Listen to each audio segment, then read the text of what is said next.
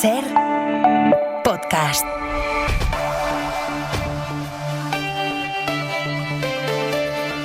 El 2026 arranca con la conversación íntegra entre Alberto Núñez Feijóo y Carlos Mazón el día de la Dana. Una conversación de la que se desprenden cosas muy distintas en función de quien la lea. Para los partidos de izquierda, estos mensajes demuestran que en plena tragedia, el líder del PP estaba más preocupado del relato que de las víctimas, mientras que los populares ven todo lo contrario. Dicen, esto es una demostración de empatía, de predisposición, de buen hacer por parte de Feijóo. Hasta dicen, demuestra que es una buena persona. Ahora lo comentaremos, pero es que el líder del PP hoy también ha dejado un mensaje que quizá esté pasando algo más desapercibido. Ha sido en una entrevista en Servimedia donde desliza lo siguiente. Ahora, otra cosa es que un partido sea útil cuando se presenta a las elecciones para no gobernar. Yo entiendo que los partidos tenemos un compromiso. Nos presentamos a las elecciones para pedir el voto y que ese voto se transforme en un programa político de gobierno. Pero si hay partidos que no quieren gobernar y les va bien, le irá bien durante un tiempo. No le va a ir bien durante todo el tiempo. Claro, a partir de aquí la pregunta es obvia. ¿Feijóo está pidiendo a Abascal que asuma responsabilidades, que corrija su posición, que pase a formar parte de gobiernos de coalición con el PP? ¿O es sencillamente un consejo de amigos sin más? Lo digo porque si es la primera de las opciones, entonces ¿por qué él en el Congreso del PP hace apenas 6 meses defendió que su objetivo era llegar a la Moncloa con un gobierno en solitario, con apoyos externos, por ejemplo, de Vox? ¿Son buenos, son malos? Pero es que en este corte que acabamos de escuchar hay otro punto llamativo. Nos presentamos a las elecciones para pedir el voto y que ese voto se transforme en un programa político de gobierno. Pero si hay partidos que no quieren gobernar... Se transforma en un programa de gobierno. Claro, afirma esto como si la extrema derecha no hubiera necesitado estar en un gobierno para convertir la inmigración en un problema, para situarla en el centro del debate, para que partidos, gobiernos, instituciones, ojo, también de izquierdas, o supuestamente de izquierdas, asuman muchos de sus postulados en esta materia. Dice esto, por ejemplo, como si Vox no acabara de conseguir que el Ayuntamiento de Sevilla se comprometa a endurecer el acceso al padrón de las personas sin papeles, como si no hubiera una guerra contra las zonas de bajas emisiones en tantos ayuntamientos, como si Vox no acabara de cargarse la comisión LGTBI de las Corts Valencianas a cambio de invertir a Pérez Llorca, o como si Vox no hubiera conseguido, por ejemplo, este mismo año, eliminar los puntos violeta de las fiestas del Pilar de Zaragoza. La pregunta es entonces, ¿con Vox dentro de los gobiernos, qué más habría logrado? ¿Hay alguna línea roja que no se aceptará ni fuera ni dentro de los gobiernos? ¿O todo es negociable? Y la tercera, volvemos al principio. Es decir, ¿el PP prefiere gobiernos en minoría con el apoyo de Vox o gobiernos con una mayoría estable a cambio de compartir cama con Vox? Porque si no, si dejamos de hacernos estas preguntas, estaremos normalizando algo tan salvaje como que la extrema derecha ya esté condicionando y todavía pueda condicionar más la vida pública de nuestro país. Hoy vamos a comentar estas y otras cuestiones con Manuel Rico. ¿Qué tal? Feliz año. Buenas noches, feliz año. Isabel Morillo, feliz año también para ti. ¿Qué tal? Feliz año para todos. ¿Cómo estás? Y Fernando Galea, feliz año también. Feliz años a los tres. Feliz año, Pablo. ¿Qué tal? ¿Cómo estás? Muy bien, son las 10:03, las 9:03 en Canarias. Y vamos ya con esa conversación que Feijóo y Mazón mantuvieron el día de la Dana. Porque hasta ahora solo conocíamos los mensajes que el expresidente valenciano había mandado al líder del PP, pero hoy ya disponemos de la conversación íntegra, incluidos los mensajes que mandó él, que mandó Feijóo. Julia Molina, buenas noches. ¿Qué tal, Pablo? Buenas noches. Decíamos que el líder del PP le ha hecho llegar hoy la conversación íntegra a la jueza de la Dana, una conversación donde, entre otras cosas, Feijóo, se ve como Feijóo le pide a Mazón que lidere la política comunicativa en aquellas horas. Julia, los socialistas creen que estos mensajes demuestran pues, que a Feijóo le preocupaba más el relato que la situación de los vecinos y por ello nuevamente, lo habían hecho antes, pero otra vez piden su dimisión.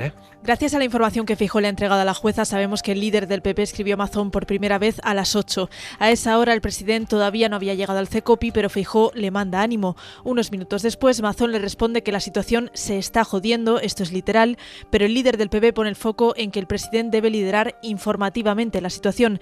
Es algo que le preocupa porque 3 horas más tarde, cuando Mazón le indica que hay muertos, Feijóo repite la misma idea. Lleva la iniciativa de la comunicación, es la clave. Los alcaldes y diputaciones coordinados y con la gente, y tú informando. A las 10 menos cuarto, Mazón le confiesa que están desbordados, que tienen decenas de desaparecidos, pero Feijóo no lo llama y le responde pasada 1 hora y media. Quiere saber de primera mano si es verdad que el Ejecutivo está colaborando y Mazón reconoce que ha hablado ya con Sánchez. Dicen que el gobierno os ha llamado. Espero que sea así y os estén prestando ayuda suficiente. Más o menos, sí, pero han montado un gabinete de crisis que no vale para nada. Bah. ¿A qué hora os han llamado? ¿Qué ministro tienes de referencia? Sí que he hablado con Sánchez, Montero y los de Defensa e Interior para que tengan en prealerta posibles efectivos para mañana. En el acta notarial que le entrega la jueza, Feijóo quiere hacer constar que colabora con la justicia por respeto a las víctimas y asegura que no ha borrado ningún mensaje. Se los envía 4 días después de que la jueza le pidiese la conversación íntegra y no parcial, como había hecho, y a 1 semana de que comparezca como testigo por videoconferencia. Pues Manuel, voy a empezar contigo. Ya sabíamos que a partir de las 5 de la tarde puede querer decir las 6, las 7, las 8, las 9. Ahora sabemos que permanentemente conectado, hombre, no es lo que pensábamos que era. Bueno, yo creo que tener conocimiento de la conversación íntegra explica, para empezar, por qué Feijóo la intentó ocultar, ¿no? Porque no quería desvelarla, porque, bueno, con independencia que desde el PP es lógico, digan que su líder queda maravillosamente bien, cualquier persona que lea los mensajes, yo creo que con un mínimo de imparcialidad solo puedes llegar a la conclusión de que queda rematadamente mal. Para mí hay un momento clave de la conversación, que es 23-26 del Día de la Dana, cuando Mazón dice que va a haber decenas de muertos y la respuesta de Feijóo 1 minuto después no es preguntar sobre los muertos, ¿de qué estamos hablando? ¿Cómo sabes que hay decenas? ¿Qué se puede hacer? Sino que es ahí precisamente cuando le dice que lo que tiene que hacer es liderar la comunicación, que esa es la clave, ¿no? Y es reiterado. Bueno, ahí es brutal, ¿no? Porque es 1 minuto después de que te digan que hay decenas de muertes. Yo creo que cualquier persona con un mínimo de empatía, bueno, pues intentaría llevar la conversación ahí. Al principio de la conversación pregunta si hay muertos o desaparecidos, ¿no? Al principio. Pero ahí, en ese momento clave, cuando tiene la confirmación por parte de Mazón, él responde con la comunicación. Y luego, realmente, hay 2 cosas en las que insiste durante esa conversación, básicamente. Una es la comunicación, no solo aquí, sino también en el comienzo. También le da consejos a Mazón en esa línea. Y el segundo es el gobierno, ¿no? ¿A qué hora llamó el gobierno? Si realmente llamó el gobierno. Y las respuestas de Mazón, ahora ya con todo el contexto, porque había una respuesta que no se entendía, no se sabía qué estaba respondiendo. Ahora está claro que, al menos en ese día, lo que transmite el presidente de la Generalitat es que sí, que están ayudando, que están montando una comisión que no sirve, pero que están ayudando, de momento sí, y que ha hablado con, pues con el presidente del gobierno y con 3 ministros, ¿no?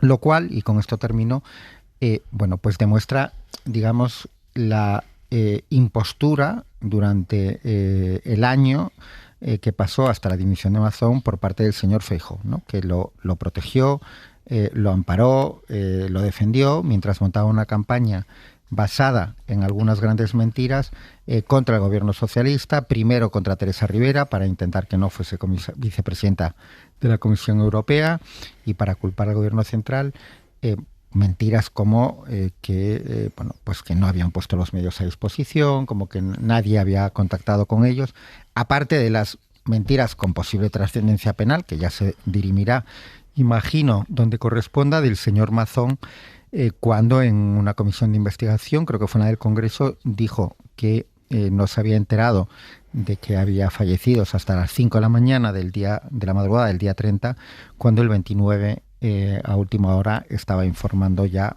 a Feijóo de que tenían algún muerto confirmado y la seguridad, o la certeza de que iba a haber decenas, ¿no?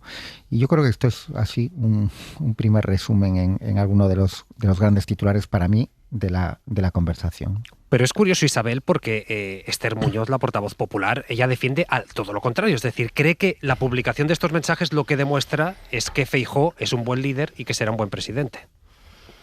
Bueno, claro, cada uno lee lo que le interesa. A mí, de todas maneras, yo no coincido con Rico en que esto deje rematadamente mal a Feijóo. Sinceramente, yo creo que visto los mensajes, leído el acta notarial con la extracción total de la conversación, sigo sin entender por qué el PP hurtó esta parte de la información a la jueza cuando hizo el primer envío de la conversación con Mazón. Yo creo que no hay nada que sea digno de tapar. Es una conversación troceada donde todavía no se sabía exactamente qué dimensión iba a tener esta tragedia. Se empezaba a adivinar ya al final cuando creo que ya son casi las 11 de la noche cuando dice lo de esto va a ser un puto desastre, pero realmente no veo nada grave en la conversación. Sí que es verdad que hay un momento que, a la luz de lo que sabemos hoy, que son 230 muertos y una tragedia impresionante, pues queda ridículo ver cómo Feijóo se afana en darle el consejo de que controle la comunicación, ¿no? Que se coordinen bien alcaldes y presidentes de diputación y que él lleve el liderazgo de la comunicación. Pero bueno, yo creo que es que en ese momento, esa misma noche, tampoco se sabía exactamente de lo que estábamos hablando, sinceramente. A mí lo que me sigue causando, insisto, extrañeza es que el PP haya haya intentado no enviar esta parte de los mensajes. Quizá creo que es más porque efectivamente se ve con claridad que sí había habido llamadas del gobierno, que es que el propio Mazón le dice que había hablado con Sánchez y con 3 ministros, o sea, no con 1, con 3, ¿no? Yo creo que eso sí me parece más relevante. Y después, claro, que al final yo creo que todo esto sale a la luz por una petición de una asociación de víctimas que pide que declare Feijóo en el proceso en la instrucción de la jueza de Catarroja, y lo que me parece muy relevante y lo que me encantaría saber es porque desde las 18:37 que había un borrador de Alert no sale ese mensaje hasta las 20:11 y efectivamente vemos que Mazón es que empieza un poquito a darse cuenta de lo que pasa pasadas las 8 de la tarde, que es cuando llega allí y asume su responsabilidad, porque mientras tanto ha estado ausente, ¿no? Y cuando intenta, pues contactar con el presidente de Telefónica, tomar medidas, porque hasta esa hora, ya cuando efectivamente la cosa estaba muy desbordada, este señor no estaba donde tenía que estar, o ni siquiera donde tenía que estar, no estaba ni siquiera al tanto de lo que estaba ocurriendo en su comunidad, siendo el presidente de la Generalitat, y era algo de extrema gravedad, ¿no? Claro, sí que es verdad, Fernando, que vemos. Mensaje a las 10 menos cuarto, le dice Mazón a Feijóo. Estamos desbordados, no sabemos lo que está pasando realmente, pero nos llegan decenas de desaparecidos, no puedo confirmarlos. Feijóo, hasta 1 hora y media después, hasta las 11:21, no responde ese mensaje. ¿Tú crees que sale bien parado el líder del PP de estos mensajes? Bueno, yo desde luego no creo que tan mal como decía Manuel Rico. Yo por partes. Primero, creo que es la constatación que ya sabíamos en este año de que Carlos Mazón es un político infame y su gestión fue probablemente negligente. Por la hora de sus comunicaciones se demuestra que estuvo desaparecido, ya lo sabíamos y sigue sin explicarlo, incumplió su deber, mintió a la comisión de investigación porque dijo que hasta bien entrada la madrugada no tuvo constancia de que había muertos, y aquí se demuestra, es una prueba fehaciente que a las 11 y pico de la noche ya sabía que había víctimas mortales, y mintió también cuando claramente en la comisión de investigación del Congreso dijo que no había tenido contacto con el gobierno, y resulta que aquí se demuestra que tuvo con Pedro Sánchez, que le llamó desde la India, y tuvo con varios ministros, como él mismo admite en esa conversación. Feijóo tiene la culpa de la que hablaba Manuel Rico, en eso estoy de acuerdo, aunque en este año, hasta que cesó como presidente de la Generalitat, le ha protegido. Yo creo que tenía que haber sido exigente con él y no lo ha sido, y eso es una responsabilidad que tiene Feijóo. La tiene también porque creo que se pasó de frenada con esto de que estaba en tiempo real informado, y vemos aquí que no está. Soy menos crítico con el tema de llevar la comunicación. En estos momentos en los que se produce eso, la comunicación de crisis es fundamental, comunicación que no tiene que ver solo con el relato a los medios de comunicación, sino que tiene que ver con la comunicación que se hace también a las personas en ese momento que están afectadas, que están en sus casas, que tienen que tener información de qué es lo que hacen, y además se completa, y me parece importante, con esto de que hable con los alcaldes y las diputaciones para que estén coordinadas. Eso también es comunicación y es comunicación de crisis, y sinceramente a mí no solo no me parece mal, sino creo que es acertado en ese momento hablar de eso, porque eso en ese momento también salvaba vidas y salvaba situaciones. Creo que a la hora de analizar estos mensajes tenemos que tener muy clara la diferenciación entre una investigación penal y una investigación política. Creo que de estos mensajes van dirigidos a la responsabilidad penal de Mazón y en todo caso, si es objeto de controversia, a cuál es la responsabilidad política de Feijóo, que desde luego no la tiene que investigar la jueza. Y yo soy muy partidario de lo que está haciendo la jueza. Creo que además va bien encaminada la investigación. Creo que hace algo que muchos jueces no tienen, y es que hace unos autos muy claros y muy explicativos, lo cual puede parecer una tontería, pero creo que sobre todo en un tema con tanta sensibilidad ciudadana es muy importante. Ahora bien, tengo una prevención, y es que creo que la jueza, y espero equivocarme, ojalá me coma mis palabras, está entrando en aguas procelosas. Y las aguas procelosas es que no puede investigar a una persona aforada. Y creo que está haciendo círculos concéntricos alrededor de Mazón y alrededor de cuál es la responsabilidad de Mazón. Y corre el riesgo de pisar en algún momento lo fregado, lo que se refiere a las competencias del Tribunal Superior de Justicia de Valencia, que sería el que tendría competencia, para investigar a Carlos Mazón. Y la jueza está corriendo un riesgo del que tenemos que ser conscientes, que, insisto, espero equivocarme, porque creo que la investigación va muy bien encaminada a demostrar lo que espero que se demuestre, y es la negligente actuación de los responsables de la Generalitat, incluido el propio Mazón, que creo que puede derivar en un proceso penal. Creo que, a la luz de lo que sabemos, creo que hay pruebas fehacientes, pero insisto, ojo con esto, no vaya a ser que al final haya una patente investigación de un aforado y termine el caso donde muchos no queremos que esté. Manuel. Bueno, a ver, yo no voy a repetir, aunque mis dos admirados compañeros de tertulia, pero no voy a repetir los argumentos, porque además, bueno, hay una parte subjetiva, pero cojo una frase que dijo Isabel, ¿no?, que es queda ridículo. Bueno, pues a mí eso me vale. Quiero decir que vosotros creéis que no quedan tan mal Feijóo en los mensajes. Entiendo obviamente lo que dice sobre la comunicación Fernando, y lo comparto, pero cuando tus dos preocupaciones fundamentales son casi únicas, son liderar la comunicación y a qué hora llamó el gobierno, y si el gobierno realmente está cumpliendo lo que dijo o lo podía pillar en una mentira, yo creo que uno queda manifiestamente mal. Sobre todo, y obviamente no se sabía en aquel momento que iba a haber 230 fallecidos, y hay que tener mucho cuidado cuando se analizan este tipo de cosas, no en el momento que ocurren, sino un año y pico después, pero es que hay un mensaje de Mazón diciendo va a ser un puto desastre, y hay un mensaje en concreto explicando ahí va a haber decenas de muertos. Para mí, que la respuesta a va a haber decenas de muertos sea preocuparse por la comunicación, que ya lo había hecho antes, es quedar rematadamente mal o quedar en ridículo, y me valen esas palabras. Sobre el elemento que introduce Fernando, que es muy interesante, a ver, yo creo que obviamente ese riesgo está ahí, pero yo creo que la jueza hasta ahora, desde luego, lo ha evitado y lo ha intentado evitar siendo muy escrupulosa.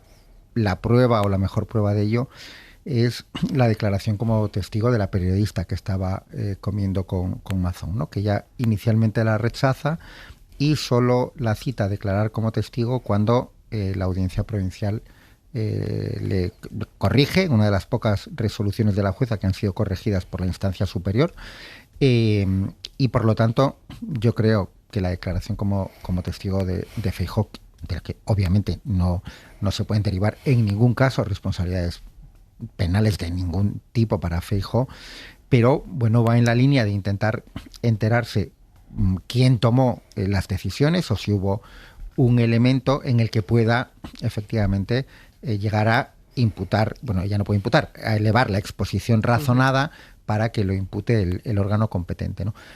Obviamente en una investigación compleja como esta uno siempre puede cruzar la raya, pero yo creo que esta jueza hasta ahora ha sido especialmente escrupulosa y en el momento en que se podía acercar más, que era la declaración de la periodista, inicialmente la rechazó y cuando la cita a declarar es con ese aval del órgano superior y por tanto con todas las garantías en ese sentido, ¿no? Sí, yo lo creo y precisamente por eso alababa la forma en la que está haciendo la jueza, simplemente alerto de cuál es el peligro en el que puede incurrir, que insisto, me encantaría equivocarme porque sería una catástrofe que eso pasara en un asunto como este. Yo creo que está delimitando o buscando delimitar muy bien las responsabilidades, a ver si que no se tomaran las decisiones hay una consecuencia real en el número de víctimas, claro, que es justo lo que se trata de determinar para que haya un delito. Es decir, entre un descuido o una negligencia con resultado de muerte, creo que hay una diferencia notable entre las dos cosas y creo que la jueza va bien encaminada. Y respecto a la primera, yo sinceramente cuando leo esto respecto a la comunicación, no entiendo que se refiera a qué titulares van a dar los periódicos o qué editoriales se van a hacer, sino que en ese momento la comunicación es clave, sobre todo porque ese mensaje, y creo que eso es importante, termina diciendo es la clave, los alcaldes, diputaciones coordinados y la gente y tú informando. Ahora. Es decir, yo creo que en ese momento, en esas horas, hay que recordar en qué situación se estaba, en esas horas en las que se produce los mensajes, había gente que estaba aislada en sus casas, había mucha gente que no sabía dónde estaban sus familiares, había una incertidumbre respecto a gente que estaba en carreteras, en coches, etcétera, etcétera, y creo que en ese momento era importantísima la información, pero no tanto, insisto, la información que pudieran dar los medios desde el punto de vista político, de interpretación política, sino desde el punto de vista de la información que había que dar a los ciudadanos, y me parece que es una preocupación que a mí me parece que cualquier gobernante tiene que tener en ese momento, y a mí sinceramente no me parece un mal consejo de un líder político, Fernando, que podía haber sido más cariñoso, más explícito. Por cierto, todo empieza, o en algún momento hay un mensaje en el que le dice todo mi apoyo, solidaridad, porque lo siento y tal, y se pone a su disposición si tiene que ir mañana. ¿Podía haber sido más efusivo? Puede ser, pero a mí sinceramente no me parecen criticables esos mensajes, insisto, todos vistos desde el punto de vista político. Porque hablamos de un sumario penal en el que también pueden plantearse dudas, pero no quería entrar por ese camino. También puede plantearse dudas de si la jueza hacía bien en pedir estos mensajes o no, porque desde el punto de vista penal lo que era importante es las horas en las que Mazón habla de que va a haber víctimas, que eso ya lo teníamos en la parte, digamos, incompleta, si se quiere, eso ya lo teníamos. Tenemos el momento en el que él aparece, que son las 8 de la noche, que coincide justo con unos minutos antes de que se dé la alerta a los ciudadanos. Quiero decir, eso creo que desde el punto de vista penal, la parte que hemos conocido hoy no aporta nada. Desde el punto de vista político, puesto que es dudoso, bueno, puede ser que aporte. Desde el punto de vista penal, y esto es un sumario, esto es un procedimiento penal, no creo que aportara nada la parte de hoy. No, si puedo un matiz, 15 segundos, que a mí no me molesta lo que figura la comunicación en los mensajes, me molesta, quiero decir que no creo que quede mal por eso, por lo que creo que queda mal es por lo que no está, no por lo que está. ¿Vale? O sea, yo por lo que creo que queda mal es que te digan que va a haber decenas de víctimas, que te lo aseguren, y que tú no tengas una palabra sobre ese asunto y contestes con la comunicación. Pero bueno, y respecto al último, ahí sí que, Fernando, tú no puedes saber, si te dan la mitad de la conversación, tú no puedes saber lo que falta, pero que era evidente que se necesitaba para interpretar. Bueno. Sí, perdóname, te pongo dos ejemplos. Hombre, sí, hay un mensaje que además él manda los mensajes solo con la parte de Mazón y aporta él un contexto. Yo entiendo que lo lógico es que la jueza diga, mire usted, mándeme la otra parte, pero no me diga el contexto. La petición inicial de la jueza le pedía lo que había dicho Mazón. Bueno, pero vamos a ver. Pero yo le pide lo que había dicho Mazón y Feijóo manda lo que había dicho Mazón. Y la jueza considera que es incompleto y le pide... Y un contexto para que interprete bien lo que dice Mazón. Y la jueza, yo creo que en un ejercicio vamos, absolutamente normal, que creo que sí que cabe y que corresponde, sin pisar esas aguas procelosas que tú dices, le dice, pues mire usted, si hace el favor de mandarme la conversación entera para que yo ponga el propio contexto, no que usted me lo dé, pues estaré muy agradecida. Este señor coge y lo manda. Y a la luz de los mensajes, no entiendo cómo se hurtó esa primera parte. Vamos a ver que estamos hablando de un asunto muy serio. Es que aquí no hay nada penal, ninguna responsabilidad ni nada contra Feijóo. Estaría bueno, ¿no? Feijóo era líder de la oposición en España. Aquí se está investigando la actuación de un gobierno en una tragedia de 230 muertos. Y en esa actuación del gobierno, la única imputada a día de hoy es una señora que fue consejera de emergencias de ese gobierno, que, bueno, pues que pudo tener una actitud negligente, que se investiga si hizo bien, si ejerció bien sus responsabilidades y si tuvo alguna responsabilidad penal. Se habla de homicidio imprudente, en fin, esta jueza de instrucción está acotando qué responsabilidades tuvo cada uno. Hay una asociación de víctimas que pide que testifique Feijóo porque quiere saber en tiempo real qué sabía el gobierno de la Generalitat y las personas que tenían que tomar las decisiones para salvar vidas. Y en ese tiempo real resulta que se sabe, porque lo dice el propio Mazón, que hay conversaciones con Feijóo. La asociación de víctimas pide esas conversaciones con Feijóo y la jueza las reclama. Se le hurta una parte y dice, ¿es usted tan amable de mandármelo todo? Sí. Yo no veo nada sorprendente, como ha dicho Feijóo en una entrevista en Servimedia. Igual que tampoco veo nada sorprendente que Feijóo declare telemáticamente, pues está en su derecho y tiene derecho a declarar. Tampoco veo ahora esto que se ha montado de, es una falta de respeto a las víctimas. No, mira, es una prerrogativa que tiene. Este señor puede declarar como testigo sin faltar a la verdad telemáticamente y es lo que ha decidido hacer. O sea, no se está juzgando al líder de la oposición, se está viendo qué información tenía el gobierno de la Generalitat, porque efectivamente hay un mensaje que no llega a los teléfonos de los valencianos con una alerta hasta las 20 y 11 minutos, que había un borrador a las 18 y 37 y que posiblemente si se hubiera mandado mucho antes de lo que se mandó, se podían haber salvado muchas vidas. No se saben cuántas de esas 230, pero muchas. Entonces, yo esto de sembrar dudas sobre la actuación de la jueza y comprar que tiene una intención política, sinceramente, en este caso me cuesta verlo, la verdad. No veo que se esté extralimitando en nada. En eso soy del team Rico. En lo otro soy del team Garea. Yo soy del team Rico respecto a la jueza. Solo alerto de cuál es el riesgo que se corre con esta investigación. Venga, déjame avanzar con Feijóo, con Servimedia, con este mensaje que hoy le ha mandado a Vox. Y saludamos de nuevo a Julia Molina. Sigues aquí, ¿verdad, Julia? Sí, por aquí sigo, Pablo. Porque lo decíamos antes, es decir, Feijóo les ha dicho, oye, si os quedáis fuera de los gobiernos, lo vais a acabar pagando en las urnas. Y ante esta afirmación se le ha preguntado qué pasa, por ejemplo, si Abascal quiere entonces ser su vicepresidente, si él lo aceptaría, si directamente cree que es bueno promover esta fórmula, es decir, que se formen coaliciones del PP y Vox para que la extrema derecha se desgaste con esta acción de gobierno. Y aquí hay que decir, Julia, que él ha tirado pelotas fuera, que se ha limitado a señalar al PSOE y a cargar contra él. Feijóo reconoce en esta entrevista que a Vox la estrategia de mantenerse fuera de los gobiernos le ha salido bien hasta ahora, pero la critica. Dice que no entiende esa falta de ambición por gobernar y que a largo plazo les pasará factura. Yo entiendo que los partidos tenemos un compromiso. Nos presentamos a las elecciones para pedir el voto y que ese voto se transforme en un programa político de gobierno. Pero si hay partidos que no quieren gobernar y les va bien, le irá bien durante un tiempo. No le va a ir bien durante todo el tiempo. Hay voces en el PP que creen que incorporar a Vox en los gobiernos sería bueno para que sufran el desgaste propio de la gestión, pero preguntado directamente por el asunto, Feijóo no responde. Sí vuelve a dejar claro que la ultraderecha será su aliado preferente, aunque les lanza un mensaje. El Partido Popular, con el 43% del voto, primera fuerza política, le corresponde gobernar. Por eso le pide a Vox que no bloquee, porque ir a una repetición electoral sería, según él, un acto de irresponsabilidad. Claro, lo cierto es que todas las encuestas, o la inmensa mayoría de encuestas, pronostican que si hoy se celebraran elecciones el PP y Vox sumarían una clara mayoría absoluta, y esto en parte se explica por cómo están sumando voto femenino. Josué Coello, buenas noches. ¿Qué tal, Pablo? Buenas noches. Vamos a contarlo bien. Por un lado tenemos al PP, que ya estamos viendo estos días cómo utiliza los presuntos casos de acoso sexual dentro del PSOE para dañar voto femenino, y lo que estamos viendo en encuestas como la de la serie El País es que sí, que la estrategia parece que les está funcionando. Sí, en el PP hay mucho optimismo con esta tendencia al alza en el voto femenino. Están convencidos de que casos como el de Paco Salazar o los audios sobre prostitución de José Luis Ábalos restarán votos al PSOE para pasar a los populares. Por eso, los mensajes de Feijóo sobre este asunto han ido en esta línea. Yo soy feminista porque soy socialista, lo recordáis, ¿no?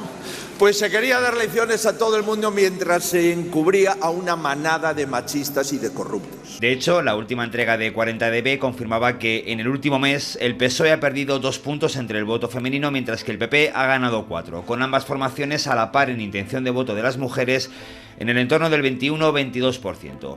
La estrategia de los populares pasa no solo por poner el foco en los supuestos casos de acoso, sino también en incidir en los fallos de las pulseras antimaltrato o en anunciar la derogación de la ley del solo sí es sí, porque defienden que el consentimiento ya estaba incluido en la anterior legislación. Como ha venido siendo hasta ahora, el consentimiento va a formar parte, faltaría más, pero lo que no va a haber es una legislación que facilite la salida de violadores y de agresores sexuales antes de lo que les corresponde. Aún así, Pablo, en Génova saben que también hay asuntos que pueden echar para atrás a las mujeres a la hora de elegir una papeleta del PP. Su eterno debate con el aborto, su relación con Vox o los presuntos casos de machismo que también tienen en sus filas. Bueno, en cualquier caso el PP araña voto femenino, pero es que también Vox crece entre las mujeres, un partido que niega la violencia machista, que es contrario al aborto, que cierra, por ejemplo, puntos violeta. Josu, ¿esto cómo se explica?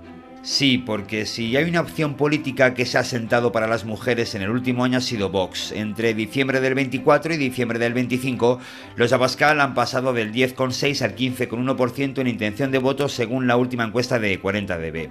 Es verdad que sigue habiendo, según el CIS, una brecha de 7 puntos entre hombres y mujeres que votan a Vox, pero cada vez son más las que eligen a la ultraderecha. Y eso que su estrategia en ese sentido no ha cambiado mucho desde 2018. Por un lado, un discurso basado en negar que la violencia machista sea un problema específico, aireando la teoría de las denuncias falsas que los datos desmontan o presentando a los hombres como víctimas. Hemos hablado con Alba Alonso, que es profesora de la Universidad de Santiago, y explica que para defender esto, Vox utiliza el argumento de que en España la legislación ya garantizaba la igualdad. Que todas las políticas de igualdad posteriores son innecesarias, con lo cual todo lo que se ha hecho por parte de los otros partidos políticos, eso es innecesario, se ha ido demasiado lejos, eso son ideas totalitarias, ¿no?, del feminismo. Esta es una pata, la otra está en el discurso anti-inmigración, que es clave en Vox y que también lo usa para hablar de una supuesta protección para las mujeres. Si hay fenómeno de desigualdad, proviene de otras culturas. Proviene de unas políticas de inmigración muy tolerantes que han permitido que estas actitudes discriminatorias hacia las mujeres, que la violencia contra las mujeres haya, llegado, ¿no?, a nuestro país. Y esta es una tesis que es habitual escuchar en Abascal. Que en España se importan inmigrantes de esos que traen el verdadero machismo y que quieren hacer caminar a las mujeres unos pasos por detrás.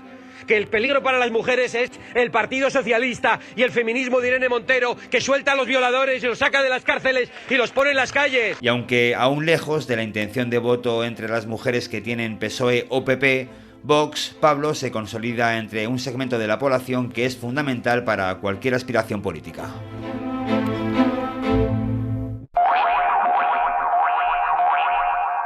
Seguimos con Manuel Rico, Isabel Morillo, Fernando Garea en este 2 de enero. Isabel, voy a empezar contigo la reflexión sobre estas declaraciones de Feijóo. Él lo que dice en esta entrevista en Servimedia le dice a Vox, oye, si no quieres gobernar, eso te va a acabar pasando factura. Yo lo que me preguntaba al inicio es, ¿está pidiendo Feijóo gobiernos de coalición o es un consejo de amigos sin más? Bueno, yo creo que esta parte de la entrevista, por lo que conocemos, yo creo que deja traducir lo que sabe y lo que piensa el PP. De hecho, hay algunos líderes del Partido Popular que lo han expresado públicamente. Es el caso de Juan Manuel Moreno, que tras las elecciones de Extremadura, en esa junta directiva que reunió a todos los varones en Génova el día después de Extremadura, él dijo claramente Vox dejará de avanzar o empezará su retroceso o comenzará a desinflarse fue el verbo, cuando entren en los gobiernos, ¿no? Es verdad que hay una cierta frustración palpable, porque cuando Vox rompe los gobiernos de coalición con el PP con la excusa de que no quiere que se acojan menores inmigrantes desde Canarias, empieza una estrategia que le ha resultado electoralmente muy rentable. Las encuestas dicen que está más fuerte que nunca y en Extremadura las urnas han confirmado lo que dicen las encuestas, que la extrema derecha en España está en un momento álgido, por lo cual la estrategia de salirse de los gobiernos y formar parte de la oposición al PP le ha venido muy bien. Vox está pensando mucho más en las generales que en las elecciones autonómicas que vienen por delante.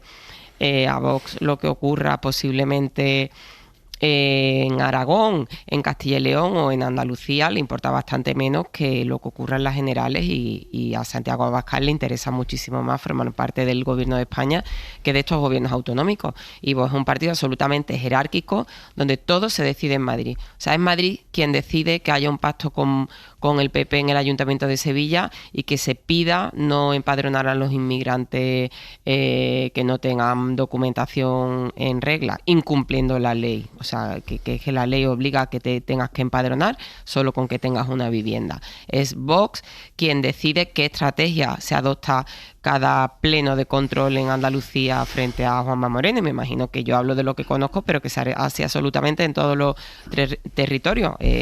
Hay una dirección nacional que decide una estrategia, y al PP esa estrategia le viene mal. Yo creo que al PP le interesaría, a Feijóo le interesaría mucho más que Vox fuera entrando en los gobiernos, que se fuera demostrando que casi todo lo que promete es populista y es incumplible e irrealizable, y además alimenta la rabia y el odio, pero no tiene ningún sentido político ni posiblemente tienen perfiles en ese partido capaz de hacer una buena gestión, y que cuando lleguen las generales, pues Vox creen que si eso ocurre estará un poquito desinflado. Yo es lo que entiendo de las palabras de Feijóo, o sea, lo que te dicen en privado es eso, vamos. Lo que pasa, Fernando, es que entonces, ¿por qué en el Congreso del PP de julio, es decir, hace 6 meses, Feijóo solemnizó: yo quiero gobernar en solitario con apoyos externos? Es decir, asume que necesita el apoyo de Vox, pero ahí sí que quiere estar solo, sin un vicepresidente que se llame Abascal. Pero cuando hablamos de gobiernos autonómicos, hoy sugiere, oigan, mejor gobernar, porque si no, es que les va a pasar factura. Sí, yo creo que tiene una explicación. Otra cosa es que se esté de acuerdo con ello, pero como nuestra obligación es explicar las cosas, aunque no estemos de acuerdo, voy a intentar hacerlo. Venga. Creo que es una evidencia que el Partido Popular y especialmente Feijóo no sabe qué hacer con Vox. Yo creo que las vueltas que va dando es un despiste de no saber cómo relacionarse con un partido que digamos que no se puede aplicar la lógica de cualquier otro partido, sino que tiene una lógica distinta. Una lógica distinta que hace que, como explicaba antes Isabel, los gobiernos autonómicos le den exactamente lo mismo, porque los considera un instrumento para lo que verdaderamente les importa, que es el gobierno central. Y manejar eso para Feijóo no es fácil. Como consuelo para Feijóo, la derecha tradicional en todo el mundo y especialmente en Europa tampoco sabe tratar con la extrema derecha. Es decir, está en discusión ahora si esto del cordón sanitario funciona o no funciona. Y hay algunas voces y hay un debate en algunos países como Alemania o Francia sobre si es mejor que entren en la gestión también para que se contaminen y se desgasten de la gestión. Puestos en ese contexto, creo que la explicación de las palabras de Feijóo, creo verlas en dos. Uno, el PP se ha hartado de lo que podríamos llamar ser el pagafantas, es decir, quien termina gobernando y asumiendo el desgaste de la gestión. Pensemos, por ejemplo, que desde que Vox se salió de los gobiernos autonómicos, Vox se liberó de el desgaste por la gestión de la Dana, porque además las emergencias eran suyas. Se liberó también del desgaste por los incendios en Castilla y León, entre otras cosas. Y aquella decisión, que entonces parecía incomprensible, de Vox cuando salió de los gobiernos autonómicos, es que le ha funcionado. Desgraciadamente fue muy acertada y ha hecho que esté limpio de gestión, porque no ha tenido gestión. Incluso el PP cometió mañueco el error de nombrar un vicepresidente, Gallardo, que estuvo en Castilla y León, que no tenía competencias. Pensó que con eso le hacía una faena y en realidad le estaba haciendo un favor, porque no tuvo ningún desgaste en gestión, porque no tenía competencias esa vicepresidencia. Luego Vox va a las elecciones autonómicas y desde luego a las generales con una ventaja sobre el Partido Popular, y es que no tiene desgaste. Es decir, a Vox se le puede criticar por muchas cosas, yo lo hago porque está en contra de los derechos humanos, etcétera, etcétera, pero no por gestión, porque no ha tenido gestión, porque han sido inteligentes, las cosas como son, para salirse.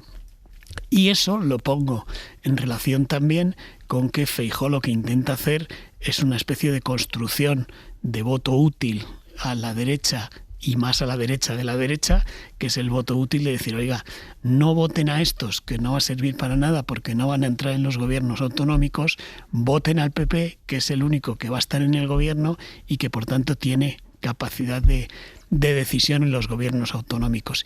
Y de esa forma, supongo, intento hacer exégesis de la cabeza de Feijóo. Feijóo pensará, si llegamos a las elecciones generales sin que Vox esté limpio de polvo y paja por haber participado en gestión, será más fácil que sea también castigado o sufra el mismo desgaste que sufre el Partido Popular, pues por la sanidad, por los cribados en su caso o por cualquier otra cosa.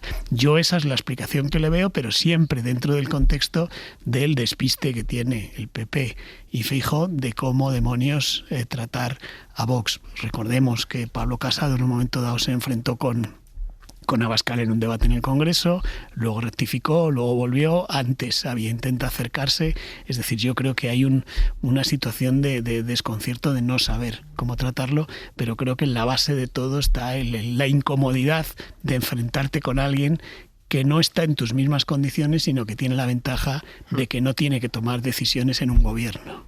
Lo que pasa, Manuel, es que, claro, si un presidente del PP o presidenta quiere que Vox le dé sus votos, es para ser él o ella presidente-presidenta. Es decir, no está en condiciones de decirle, y además tú vas a tener que entrar a formar parte de ese ejecutivo. O si no, tendrán que verbalizarlo así. O hay coalición o hay elecciones. Bueno, yo primero le quiero desear a Fernando mucha suerte en esta nueva profesión que ha asumido de hacer exégesis de la cabeza de Feijóo. Mi profesión es intentar explicar las cosas al margen de mi opinión, pues y eso es lo que he hecho precisamente para intentar analizar. Déjame desearte suerte, Fernando, que es día 2 de enero, estamos con buenos deseos. No es lo mismo, y te deseo sé que me lo dices con cariño, lo de la exégesis, pero mi profesión sigue siendo la misma, que es periodista, e intentar contar por qué creo que ocurren las cosas, mejor dicho, ¿por qué creo saber? Porque busco información para analizar las cosas e interpretarlas. Yo lo voy a poner en términos un poco más coloquiales que Fernando. Yo creo que lo que demuestra básicamente es la empanada mental que tiene Feijóo. Y en un doble sentido.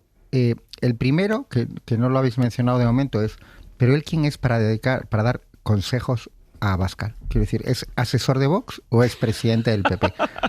No, es muy importante. No, la verdad es que no lo había pensado. No, pero lo primero verdad, que tienes que saber ahí es cuál es tu papel en el mundo. En este caso, su papel no es ser asesor de Vox, es ser presidente del PP. Como los dos compiten básicamente por el mismo electorado, porque yo creo que estamos bastante de acuerdo en que el cambio entre bloques de electores está siendo especialmente difícil por la polarización, etcétera. El principal contrincante del PP y por lo tanto es Vox, con lo cual imagino que en Vox habrán tomado nota del Consejo y dirán, tenemos que hacer exactamente lo contrario, porque obviamente del enemigo no hay que aceptar el Consejo, y hablo aquí ahora de enemigo en términos electorales, que en términos ideológicos son más que amigos.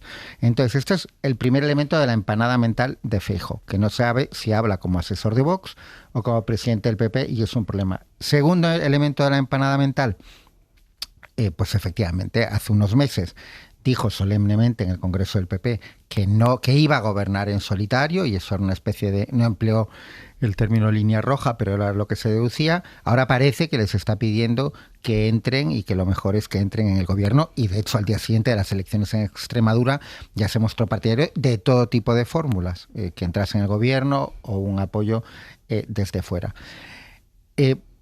Hasta aquí la interpretación, mi parte más modesta de exégesis de la cabeza de Feijóo. Luego están los hechos. En los hechos lo que demuestra es que últimamente, y por últimamente debe entenderse más de un año, el PP básicamente hace lo que Vox quiere. Puso Isabel antes el ejemplo del presupuesto del Ayuntamiento de Sevilla, que es algo muy reciente.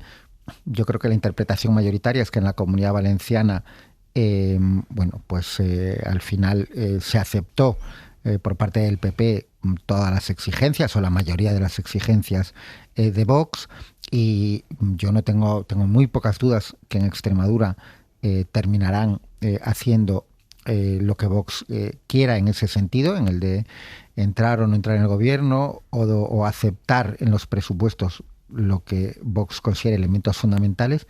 Y no olvidemos que en Extremadura se convocaron elecciones en teoría para obtener una mayoría absoluta y no depender de Vox, y la presidenta extremeña no quiso negociar nada de los presupuestos. Bueno, hizo un paripé durante un par de horas con Vox y ahora, pues prácticamente le va a tener que poner un cheque en blanco, ¿no? De esos hechos que están ahí, yo deduzco que si Feijóo necesita cualquier pacto con Vox para llegar a la Moncloa, lo hará. Y si le piden la vicepresidencia y el Ministerio del Interior, no tendrá ningún empacho en entregarlo, y si le dicen que van a quedar fuera del gobierno, pues también lo aceptará, porque su objetivo absolutamente prioritario y único es ser presidente del gobierno, que no está mal en un líder de la oposición, se supone que eso es lo razonable, aunque bueno, ya sabemos todos que Feijóo confesó en su momento que él no era presidente porque no quería, ¿no? Pero parece claro que ya para las próximas sí que va a querer y que lo va a intentar de todas las maneras posibles, y eso incluye aceptar a un partido o lo que te dicte un partido que, como decía Fernando, y estoy totalmente de acuerdo con él, en muchos elementos atenta contra o va en contra sus postulados de derechos humanos fundamentales y básicos, y ese es el gran problema de Vox, ¿no? Ese es el gran problema de blanquear a la extrema derecha, que es lo que lleva haciendo Feijóo pues desde que llegó a Madrid. Pues esto en cuanto a la política, pero es que saben que la extrema derecha también tiene poder económico, por ejemplo, en Twitter, en esta red social que sigue tantísima gente, la red social de Elon Musk, y atención a lo que está pasando ahí. Y es que resulta que hay montones de usuarios que están utilizando la inteligencia artificial de esta red social para desnudar o para vestir con minúsculos bikinis a otros usuarios, de hecho, especialmente usuarias, ya sean famosas o no. Es decir, estos degenerados cogen una foto cualquiera, por ejemplo, una foto de una mujer haciendo deporte, de vacaciones, visitando un monumento, da igual, le piden a Grok lo que se les pase por la cabeza y esta plataforma cumple con sus deseos. Es verdad que no ofrece desnudos 100% integrales donde se ve todo, pero vamos, como si lo fueran, porque estas piezas de ropa que dibuja son minúsculas, minúsculas. Pues bien, ante esto, Laura Bermejo, buenas noches. ¿Qué tal, Pablo? Buenas noches. Y hay gobiernos que empiezan a mover ficha, por ejemplo el francés, que en las últimas horas ha presentado una denuncia en los tribunales, y el gobierno español también afirma que en nuestro país este tipo de prácticas pronto podrían quedar penadas con penas de cárcel. Esto depende de si el Congreso aprueba o no una ley. El gobierno francés ha sido el primero en reaccionar ante el uso desregulado de esta inteligencia artificial y ha presentado una denuncia ante la justicia contra Grok por crear y divulgar contenidos de carácter sexista y sexual sin el consentimiento de los usuarios, asegura en un comunicado publicado por los ministerios de Economía, IA e Igualdad. En nuestro país, el ministro Félix Bolaños ha advertido en Twitter de que cuando se apruebe la Ley de Protección de la Infancia en entornos digitales, hoy en tramitación parlamentaria, ha escrito: esto será delito. Las redes deben ser un espacio seguro y no una barra libre machista para acosadores, ha sentenciado. No han sido los únicos gobiernos en saltar con este asunto. En la India, el ministro de Tecnología ha denunciado a la plataforma por este mismo asunto y lo ha calificado de grave fallo. Ha asegurado que se trata de una violación de la dignidad de mujeres y niños. Grok ha contestado asumiendo que tiene fallos de seguridad y que están trabajando para solucionar el problema, pero sus controversias pasadas, que abarcan desde lenguaje abusivo hasta manifestaciones extremistas y antisemitas, demuestran que este episodio no es un caso aislado. Borja Tsuara, buenas noches. Buenas noches. Borja Tsuara, que es doctor en Filosofía del Derecho, es abogado, es experto en Derecho Digital. La primera pregunta, ¿hace falta un cambio de legislación para que si una persona, una mujer, hoy encuentra una foto de este tipo en Twitter, de ella desnudada por la inteligencia artificial, pueda acudir a la policía, a los tribunales? ¿Hoy en España eso es delito? A ver, no es delito porque el Código Penal se aplica a cuando son imágenes íntimas y sobre todo los tribunales entienden las imágenes sexuales o desnudos o sexo explícito, ¿no?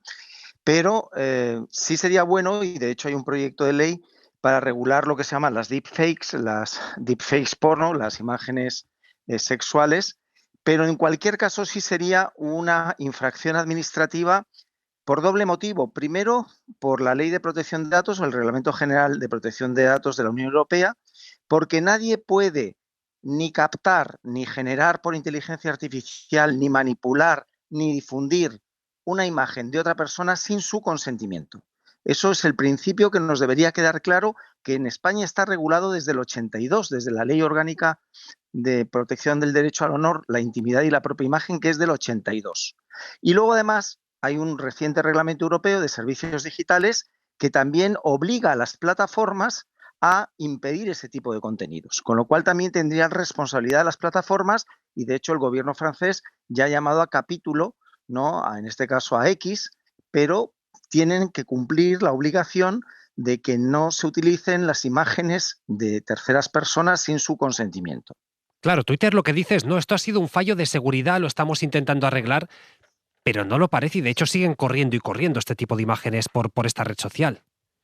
La mejor demostración de que no es un fallo es que sí evitan los desnudos integrales, pero sí se puede hacer en bikini. Entonces la gente lo que no se da cuenta es que no es un tema de si es de bikini o de burkini, porque también hay otros que juegan a otras cosas. El problema es que tú no puedes alterar la imagen de otra persona sin su consentimiento.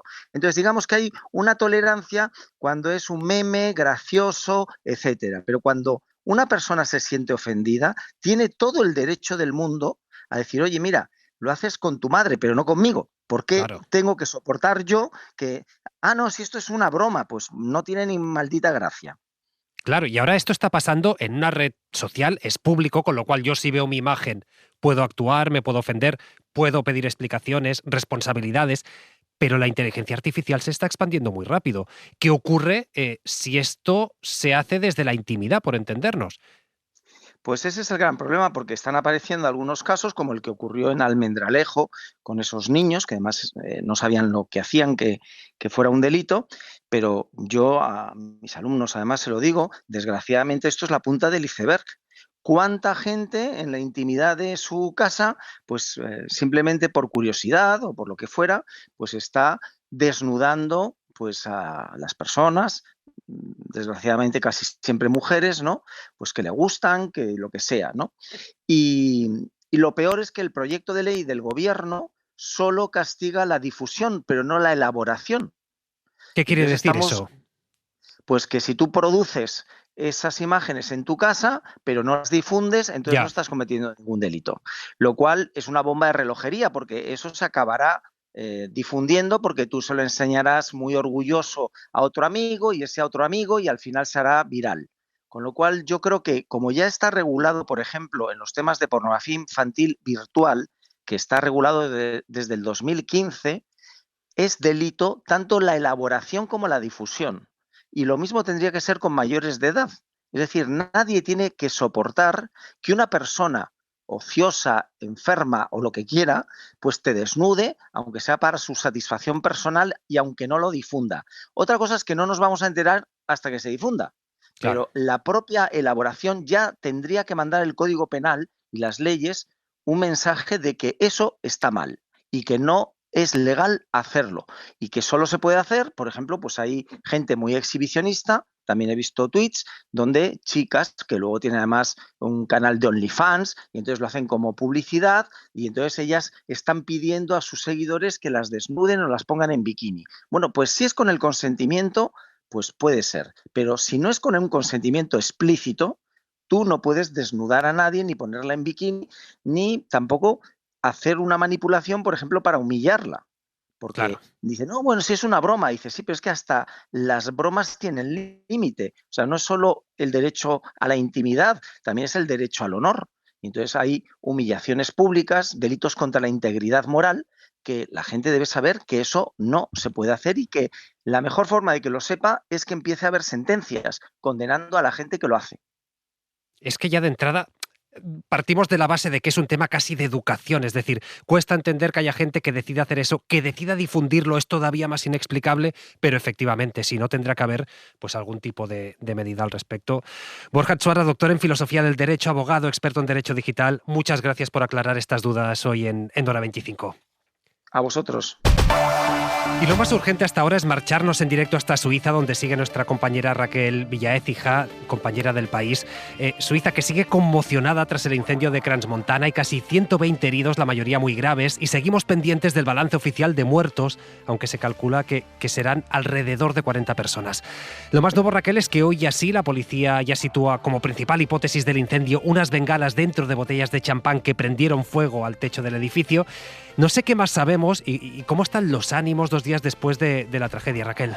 Buenas noches. Un día después del devastador incendio que ha causado al menos 40 muertos, Crans-Montana intenta buscar explicaciones y causas al incendio del día de Año Nuevo en un bar que era muy conocido entre los jóvenes menores de edad. Se suceden los testimonios de los supervivientes, los que estaban dentro del bar donde se produjo el drama o los que presenciaron lo que pasó, como el de Nathan, un chico de 17 años que intentó ayudar a los chicos que salían del local incendiado.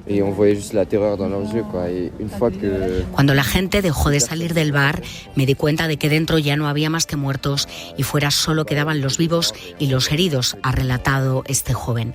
Hay otros que se salvaron porque en el último momento decidieron no salir al final o porque cuando llegaron al local, este ya estaba en llamas. 5 minuti dopo siamo tornati su e in Costellazione era in fiamme.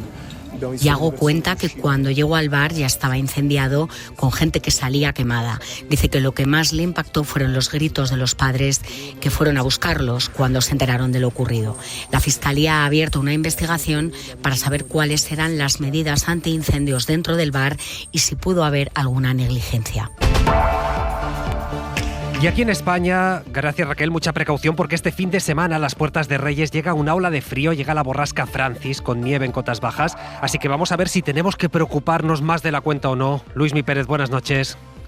Buenas noches, Pablo. Pues bien, ya de partida podemos decir que viene el domingo y el lunes una nevada a cota baja, pero no va a ser Filomena 2.0, para que nos entendamos. Bien. En cualquier caso, habrá que estar pendientes en las carreteras, algunas de la red principal, autovías, la noche del domingo al lunes y el lunes por la mañana, sobre todo en el norte del país, pero también, por ejemplo, en la Comunidad de Madrid, en gran parte de Castilla-La Mancha, de Cataluña y de Aragón, y ya el lunes a mediodía y tarde en el interior de la Comunidad Valenciana y de Murcia. Antes, habrá que estar pendientes de las lluvias que van a empezar a caer, de hecho ya empiezan a caer ahora en la provincia de Huelva sobre todo, y mañana por la tarde hasta el domingo por la mañana lloverá con muchas ganas en la provincia de Cádiz y Málaga, también en el sur de Valencia, sobre todo el Cabo de San Antonio, también el extremo norte de Alicante, y la temperatura que empezará a bajar. De hecho, Pablo, la semana que viene se espera una situación de plenísimo invierno. Pues prepárense. Luismi, un abrazo. Igualmente. Hasta luego.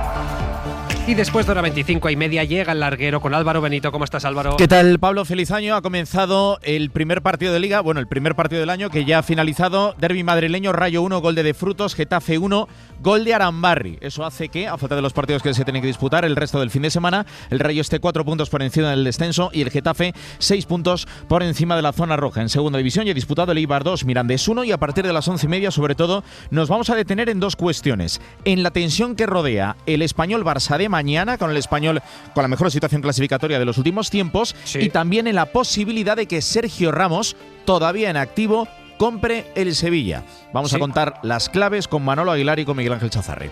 Pues casi nada, Sergio Ramos liderando este grupo inversor. Lo comentamos todo en el larguero. Gracias, Álvaro. Un abrazo. Un abrazo.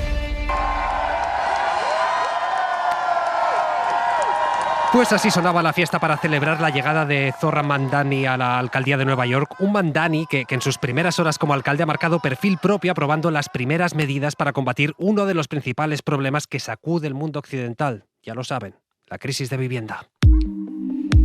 Que hay que decir que tampoco es que haya iniciado una revolución así de primeras, pero sí que ha hecho una declaración de intenciones. Concretamente, en estas primeras horas ha reforzado la Oficina de Protección a los Inquilinos y ha aprobado algunas iniciativas para acelerar la construcción de pisos en la ciudad. Ahora bien, Nueva York, Nicolás Lupo, buenas noches. Hola, muy buenas noches. El programa de Mamdani era mucho más ambicioso. Él hablaba directamente de regular, de topar los precios del alquiler, de intervenirlos. No sé si ya ha dado alguna pista de cómo y cuándo pretende hacerlo. Sí, pues de hecho las primeras medidas que ha tomado la nueva administración se centran en la cuestión de la vivienda. Mamdani va a reforzar la protección de los inquilinos por la falta de atención en muchos de los edificios. De hecho, el anuncio lo ha hecho desde un edificio en Brooklyn cuyos propietarios acumulan miles de quejas por la falta de mantenimiento, presencia de roedores o cucarachas o falta de calefacción. Pero con estas primeras medidas no solo se quiere centrar en el alquiler, sino que quiere atacar la escasez de vivienda. Para ello quiere continuar con las políticas ya iniciadas por su antecesor Eric Adams y el objetivo es acelerar la construcción de obra nueva mediante la reducción de regulaciones, a la vez que se facilitará la entrega de permisos. Claro, Mamdani es miembro del Partido Demócrata, pero su perfil es muy distinto, por ejemplo, al de Kamala Harris. Él representa el ala más progresista de esta formación. Ha planteado algunas medidas que hasta ahora parecían un tabú. No sé, Nicolás, qué efectos puede tener esto de cara a las elecciones de medio mandato que se van a celebrar este año. Es decir, ¿la llegada de Mamdani a la alcaldía es la antesala de un viraje de los demócratas hacia la izquierda o este debate todavía no se está produciendo? Bueno, la llegada de Mamdani al poder es la continuación de las puertas que ya había abierto Bernie Sanders en 2016, cuando luchó por las primarias demócratas a la presidencia, pero a cuyas ideas se habían opuesto con virulencia los líderes del partido. Y es que una de las razones de las derrotas demócratas en las elecciones importantes de los últimos años ha sido la percepción que el partido se ha distanciado de los problemas de una mayoría de la sociedad. Y eso es algo que Mamdani ha leído muy bien, y por ello ha centrado su mensaje de campaña en el coste de vida a través de propuestas sobre la vivienda, pero también el transporte público o la inflación de los alimentos. Pero la realidad es que en un país de 340 millones de habitantes es casi imposible calcar lo que Mamdani ofrece a Nueva York e implementarlo al resto del país, aunque lo que cuenta es el mensaje. Prueba de ello es que el mismo día que ganó Mamdani hubo otras sorprendentes victorias demócratas en Nueva Jersey, Virginia o Pensilvania, con candidatos mucho más centristas, pero con un mensaje también centrado en el coste de vida. O sea, la tienda de campaña del Partido Demócrata es muy grande, caben diferentes afinidades, pero lo que parecen indicar estos resultados es la necesidad de construir un relato a partir de las preocupaciones de los ciudadanos que se fusione con cuestiones más ideológicas, donde allí sí puede haber espacio para el debate interno. Y la realidad es que hoy en día esas preocupaciones giran alrededor del coste de vida y la situación económica de muchas familias. Pues mientras Mamdani intenta hacer de Nueva York una ciudad algo más amable, Donald Trump mantiene su política exterior, ya lo saben, con el belicismo por bandera, una política con la que pretende moldear el mundo a su medida. Y aquí lo más nuevo, Isabel Villar, buenas noches. Buenas noches, Pablo. Lo más nuevo es su amenaza de atacar Irán si el régimen reprime las manifestaciones que se están llevando a cabo para protestar por el encarecimiento de la vida, unas protestas que después han ido derivando en otras cuestiones. No sé, Isa, cuánto tiene de bravuconada y cuánto de amenaza real, pero vamos, lo que es seguro es que Teherán ya ha advertido que de hacerlo, de atacar Irán, va a haber caos en la región. Sí, lo ha dicho el responsable del Consejo de Seguridad Nacional de Irán, que se ha dado prisa en responder a esta amenaza explícita del presidente de Estados Unidos. En su red social, Trump ha escrito que si Irán mata a manifestantes pacíficos, como es su costumbre, Washington acudirá en su rescate. Estamos listos, cargados y preparados para salir. Así concluye la nueva amenaza de Trump a Irán, la segunda esta semana. Hace unos días, cuando Netanyahu lo visitó en la Casa Blanca, ya dijo que apoyaría un ataque de Israel contra el programa de misiles iraní. En Hora 14 hemos hablado con Daniel Basandé, analista especializado en Oriente Próximo, precisamente sobre lo que decías, sobre si esto de Trump es o no una bravuconada. Cree que hay que tomárselo en serio. Recuerda que en verano Estados Unidos ya intervino en Irán al bombardear 3 plantas nucleares durante la ofensiva iniciada por Israel. Las declaraciones de Trump no hay que tenerlas en cuenta como una simple amenaza, ya que Trump es un político que claramente cuando ha manifestado sus intenciones de realizar cambios en Oriente Próximo, los ha llevado a cabo de la mano de Israel. Y preguntado por la situación en Irán, por si la oleada de protestas allí puede tener algún efecto político, el analista explica que la clave estará en si los jóvenes consiguen mantener las movilizaciones a lo largo del tiempo, algo difícil, teniendo en cuenta, explica, que no hay en Irán una oposición política fuerte que los pueda aglutinar y convertirse en alternativa al régimen actual. Según ONGs iraníes, desde que empezaron las protestas el domingo, han muerto 7 personas por la represión policial, hay decenas de heridos y cientos de detenidos. Pues nos queda poquísimo tiempo. Os voy a pedir un análisis telegráfico, pero Fernando, empiezo contigo. ¿Qué supone Mamdani? Bueno, yo creo que por lo menos desde la distancia, al menos un puntito de esperanza en el desastre de ese país con Trump. Yo creo que uno de los problemas fundamentales, insisto, visto desde aquí, es la falta de referentes alternativos a Trump y que probablemente expliquen por qué su victoria electoral. No hay referentes, desde luego, en el campo republicano, volviendo a lo que hablábamos antes, porque la extrema derecha de Trump se ha comido a la derecha tradicional del Partido Republicano, y también porque en el Partido Demócrata, digamos, no hay líderes, no hay referentes, no hay proyectos, no hay alternativas, no hay propuestas. Yo creo que el hecho de que surja una personalidad así, creo que induce a un mínimo de esperanza. Ahora viene lo difícil, y es que todas esas propuestas que para Estados Unidos resultaban revolucionarias, que tienen que ver con la vivienda y con otros derechos, los consiga hacer en un estado en el que el contexto es malo para llevarlos a cabo, porque además dependen mucho del gobierno de Estados Unidos y de cuáles sean sus políticas. Entonces hay que esperar a que no se quede en un proyecto que defraude expectativas, y yo espero que no, pero insisto, visto desde aquí, yo lo veo con enorme simpatía y esperanza, porque es una lucecita pequeña, al menos, al final de todo el túnel. Manuel, Isabel, os pido 30 segundos a cada uno. Perdón. Nada, a ver, comparto bastante el análisis de Fernando. Solo añado un dato. A ver, Nueva York es un lugar completamente atípico que no representa electoralmente a Estados Unidos. Los demócratas ganan siempre. Un por 70% tanto, Kamala Harris, sin ir más lejos. Sí, es un estado muy peculiar, pero sí que también tiene ese otro elemento de factor de lo que ocurre allí. Si es un éxito, y lo explicabais en la crónica, de conectar con las preocupaciones de la gente, sí que puede servir de modelo para otros estados de la América más profunda, por decirlo de alguna forma. Isabel. Bueno, yo creo que coincido y en su toma de posesión dijo algo ayer, así como que había que gobernar con audacia. Tiene por delante muchos retos y desde luego no va a tener apoyo del gobierno de Trump. Está bajo la lupa con audacia y sin pedir perdón por ser de izquierda, ¿no? Yo creo que en la sociedad norteamericana decir esto en estos momentos pues es valiente, aunque parezca ridículo, porque lo que él ha defendido desde luego no es nada radical. O sea, son políticas socialdemócratas como topar los precios de los alquileres y de la vivienda. No es una locura que haya que escandalizarse, pero parece que en Estados Unidos sí escandalizan. Así que sí, para mí también es un soplo de esperanza, aunque yo no sé si esto significa algo frente al poder de Trump, que a mí me parece que sigue siendo muy fuerte en Estados Unidos, ¿no? Pues veremos, ahora lo comentamos, porque el mundo viene agitado en 2026, lo queremos comentar con una investigadora del CIDOP, Manuel Rico, Isabel Morillo, Fernando Garea. Gracias a los tres. Muchas gracias a ti, Pablo. Y gracias, que vaya muy bien. Pablo. Dios. Lo decíamos antes, hemos cerrado un año donde las reglas de la geopolítica han cambiado a gran velocidad, se ha convertido casi en una jungla salvaje, y nos acabamos de adentrar en un 2026 que el CIDOP en su último informe define como el año del reajuste global. Por eso, para entender mejor dónde estamos y para entender hacia dónde vamos en los próximos meses, hoy en Hora 25 hemos invitado a la investigadora senior de esta organización, Carme Colomina. ¿Qué tal? Bona nit, buenas noches. Hola, bona nit, buenas noches. Ahora entramos en el informe, pero claro, estábamos hablando antes del nuevo alcalde de Nueva York. ¿Qué supone la llegada de Mamdani a la alcaldía de una ciudad de Estados Unidos tan importante, con esta agenda social, política? ¿Es un oasis o es un cambio de tendencia?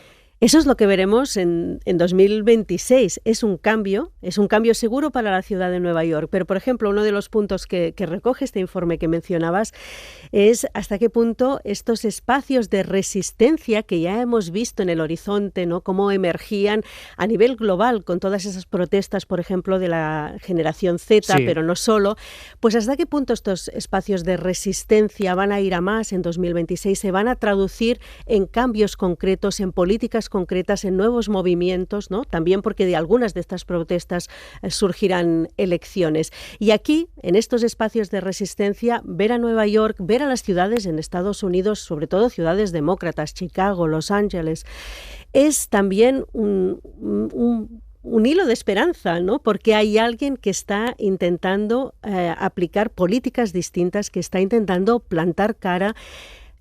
Si eso va más allá está por ver. Primero, ¿qué podrá hacer Mamdani con el tema de la vivienda? Que es un gran tema, porque es un tema que en 2025 ya ha tenido consecuencias electorales no solo en Nueva York, lo hemos visto en Canadá, en Australia, en Países Bajos, por ejemplo.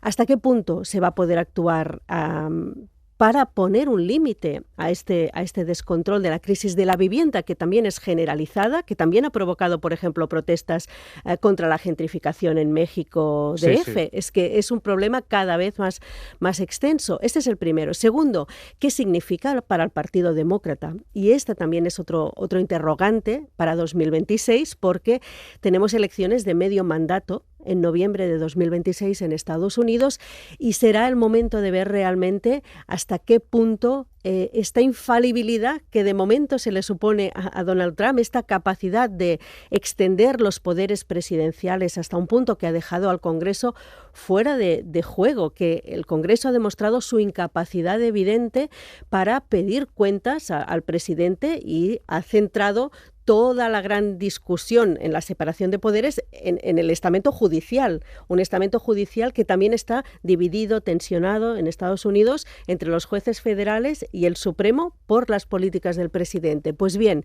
¿hasta qué punto los demócratas encontrarán una vía también para intentar recuperar un espacio propio en las cámaras? Claro, el Partido Demócrata se juega mucho parte de su supervivencia en estas elecciones de medio mandato, pero Estados Unidos y Trump, ¿qué se juegan?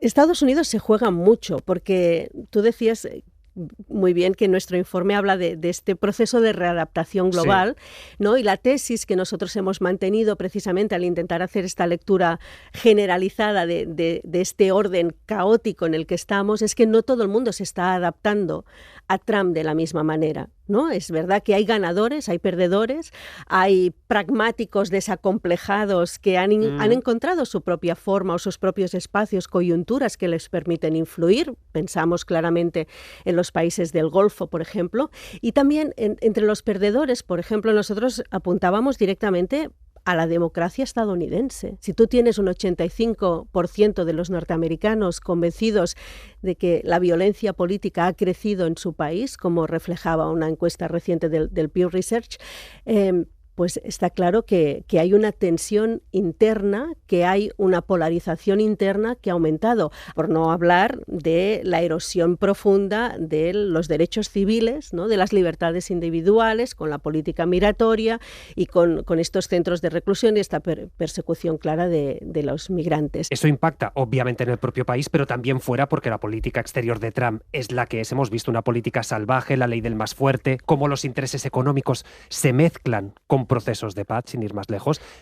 En las últimas horas ha amenazado a Irán. ¿Qué puede ocurrir en la región si se consuma este ataque? Bueno, tenemos que ver cómo se consume, si se consume, y no solo si se consuma un ataque, por ejemplo, una represalia de Estados Unidos con Irán, también en la inconclusa guerra que mantuvieron en verano pasado Israel e Irán. Lo que sí que es verdad y que se demuestra es que el foco en la región, el nivel de inestabilidad que hay todavía en Oriente Próximo y en Oriente Medio es muy preocupante, y en estos momentos hay un cambio global de lo que entendemos por paz, de lo que entendemos por diplomacia, ¿no? Incluso el propio concepto de diplomacia este 2025 se transforma cuando quien está liderando, como antes decía, estas negociaciones de paz no es solo Trump, son los países del Golfo, ¿no? Son Recep Tayyip Erdogan, son los nuevos brokers del poder. Ellos se han otorgado esta capacidad de liderar unas negociaciones que tienen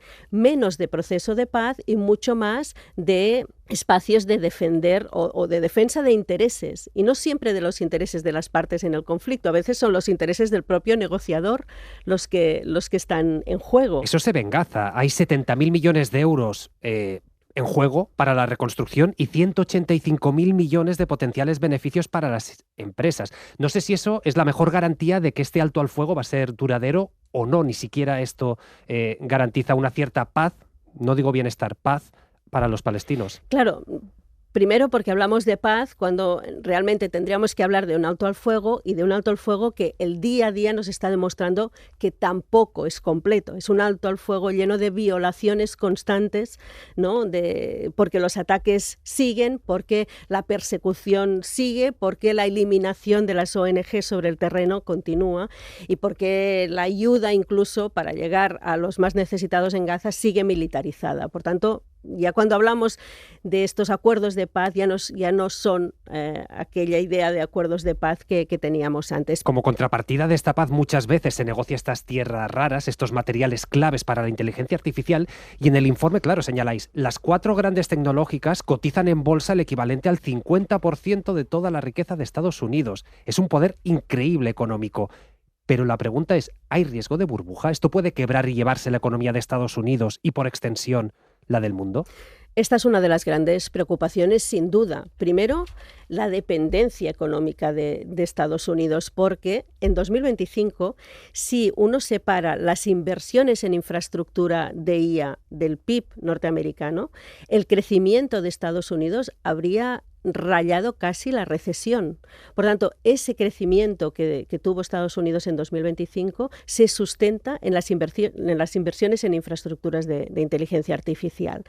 Y para los Estados Unidos, esta dependencia, o sea, que la economía, que el crecimiento de la economía americana dependa de estos 7 magníficos, como se les llama, esa es la primera preocupación. La segunda también es porque para mantener este crecimiento, el nivel de inversiones que hemos visto en la IA es brutal y en estas empresas tecnológicas. Eso hizo también que tuviesen estos resultados en bolsa precisamente durante 2025.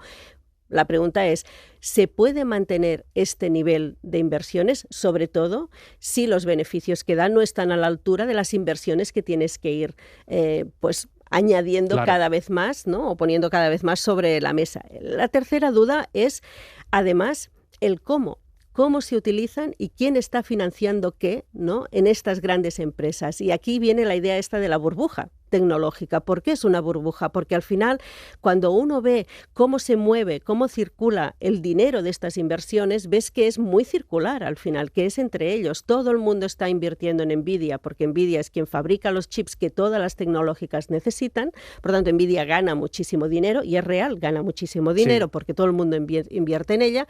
Y después de ese dinero, ella lo invierte en las empresas que luego la van a contratar o le van a comprar los chips, ¿no? Por tanto, es un poco virtuoso para o vicioso cuando llegue el momento.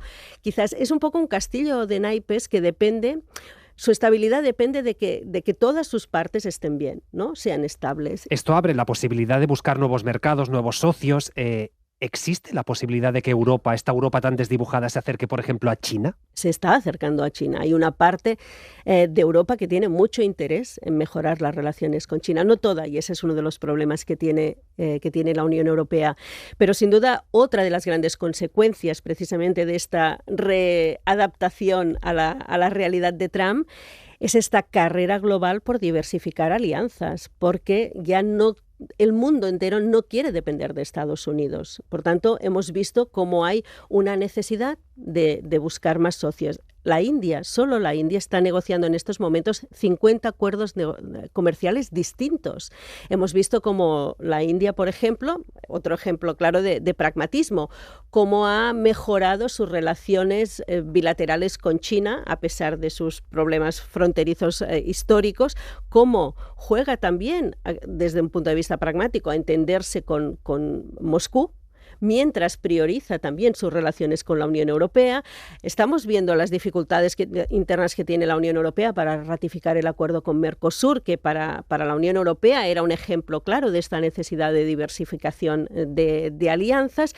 Y hemos visto cómo China también se ha esforzado muchísimo en reforzar su capacidad exportadora, también para un poco compensar los efectos de los aranceles de Trump, y hasta qué punto puede mantener o no esta entrada a estos niveles en los mercados extranjeros China, porque su crecimiento económico también depende de eso, y ese también será uno de los puntos, al menos uno de los interrogantes para este 2026, si puede mantener o no esta capacidad exportadora que alimenta su economía internamente. Ahora hablábamos de esta Unión Europea cada vez menos unida. Con China hay discrepancias, pero es que lo hay en materia medioambiental, en tantas otras cuestiones. ¿Se va a debilitar todavía más Europa este 2026 o es al revés, el año del repliegue y de fortalecer la Unión? Europa para nosotros, la Unión Europea para nosotros está entre los desubicados del mundo de Trump. ¿No? Es a quien más le cuesta encontrar su sitio en un mundo que le es hostil, porque la Unión Europea representa todo aquello que Donald Trump detesta.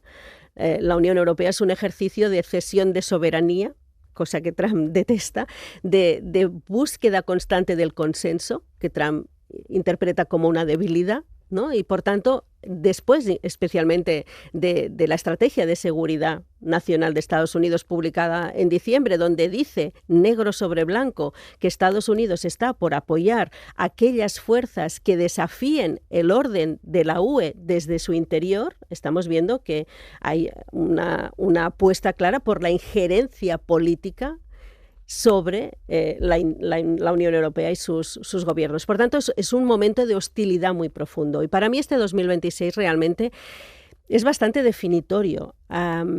2025 ha sido un año de claudicación, donde el miedo a Trump y sobre todo el miedo a la indefensión que algunos países de la Unión Europea sienten de una Unión Europea sin el paraguas militar o defensivo de Estados Unidos, se ha impuesto un vasallaje que tiene unos costes políticos, económicos importantes para la Unión Europea. La gran pregunta es, ¿este es el camino a seguir?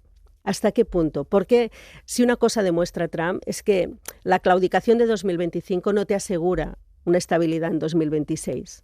¿no? Totalmente. Y entonces, y la estrategia de seguridad nacional publicada a finales de año, yo creo que es la alarma definitiva. Tu aliado tradicional está diciendo que va a dar apoyo a las fuerzas de extrema derecha que están desafiando y que quieren cambiar la naturaleza de la Unión Europea. ¿Qué vas a hacer? Y aquí es la pregunta, ¿no?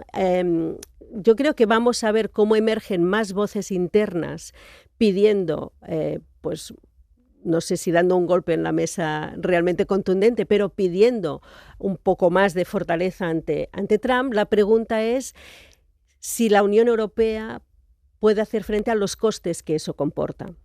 Este ejercicio que hacemos en Ciudad es interesante porque sobre todo es fruto de una reflexión interna que tenemos los propios investigadores durante los meses previos, ¿no? Y en los años anteriores, siempre cuando hacíamos esta reflexión, acabamos preguntándonos nosotros, ¿dónde está? Hace 3 años preguntamos, ¿y dónde está la esperanza? Y nos costaba mucho encontrar una respuesta a la altura de los retos, sobre todo, que planteábamos. Al año siguiente ya no pedíamos esperanza, ¿dónde está la resistencia? Y lo mismo. Pero este año la resistencia estaba.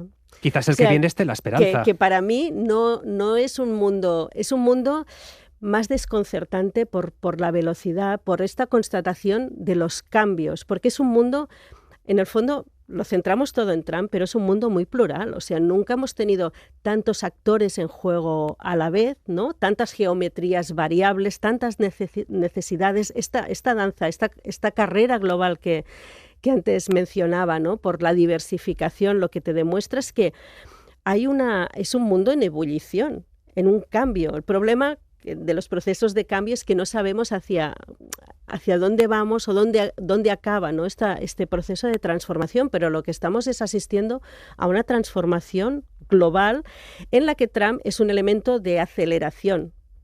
Para mí, él es la aceleración, no es la causa que lo provoca todo. Él es probablemente la gasolina que lo acelera. Pues de momento, en 2026 tenemos la resistencia. Vamos a ver si en 2027 hablamos ya de estos nuevos espacios de gobernanza, ojalá que sí, y de esperanza. Estaré encantada. Pues en un año hablamos con Carme Colomina, investigadora senior del CIDOB. Gracias por estar en Hora 25. Gracias, Pablo. Para no perderte ningún episodio, síguenos en la aplicación o la web de la SER, Podium Podcast o tu plataforma de audio favorita.